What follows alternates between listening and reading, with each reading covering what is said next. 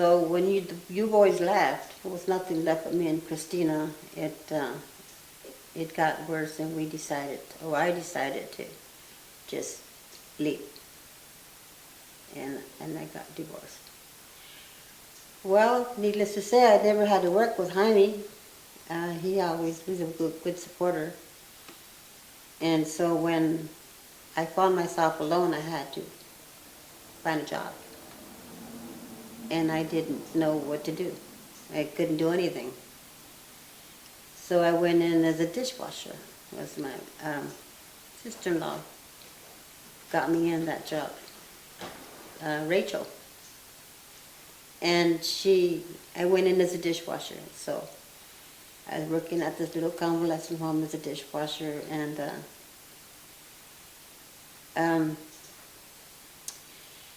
3 months after that, one of the cooks decided to leave without notice, and they threw me in as a cook.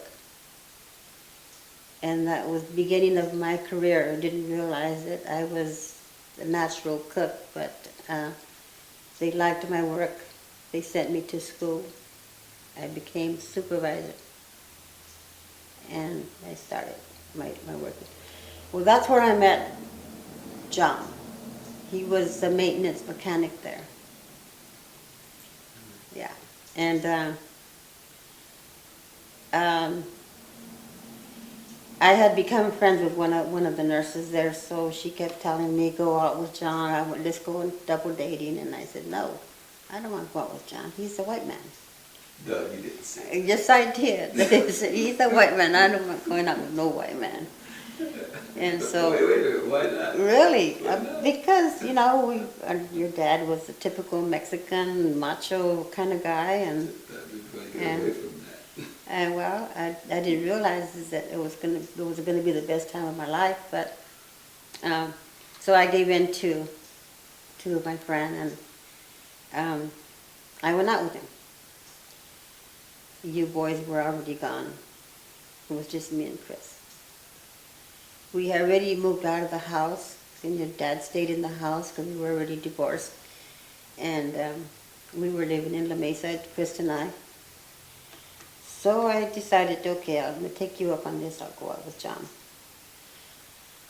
He turned out to be such a gentleman that I liked him. And so we started dating. We dated for 3 months.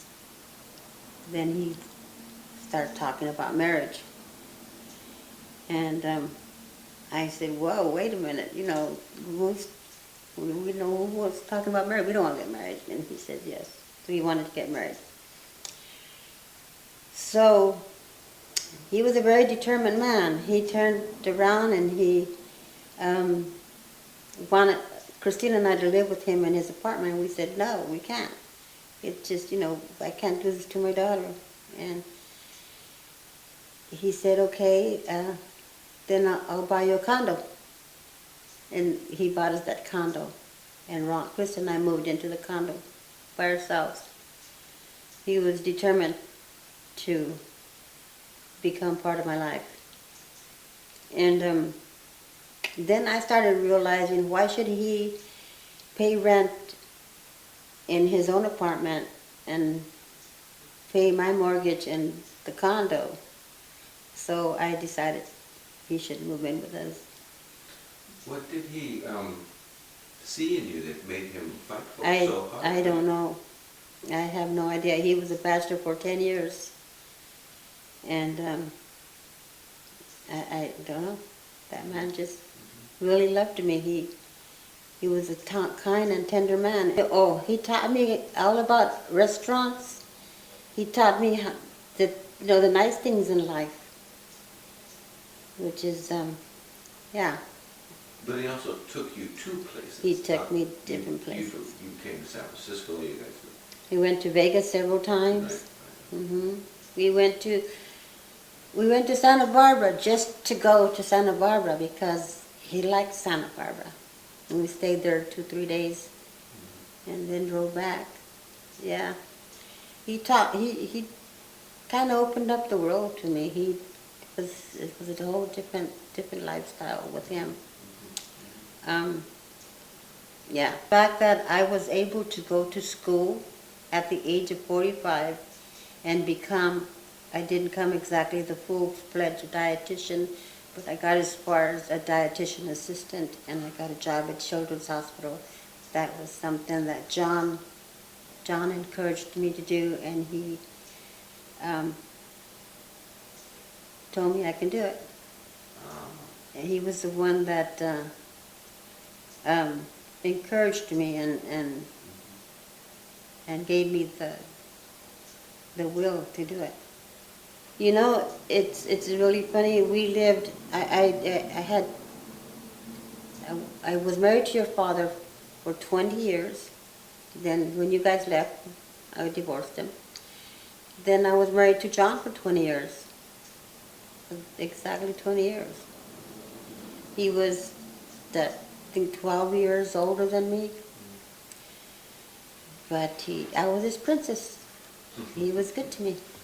I tried to stay in San Diego after John died. I was there for another 4 years, and within that time, Chris left, and she was in Montana for 2 years.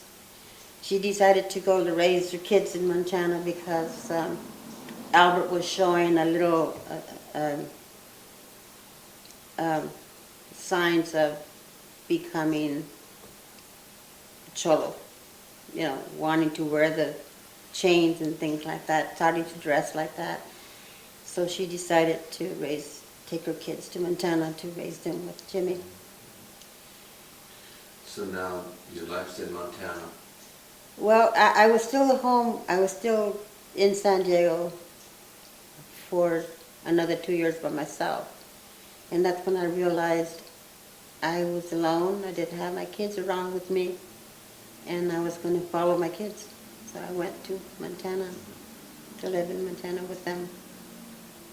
And it was another good move that I made. I love it there. I'm 75. But hopefully I still have another 10 years to go. Oh, I feel like I'm starting to break down, and I'm hoping that I can spring back after all these knee surgeries and ankle surgeries, and I still feel young. I don't feel old. I think if I can live another 10 years as healthy as I feel right now, I'll be doing good. Yeah.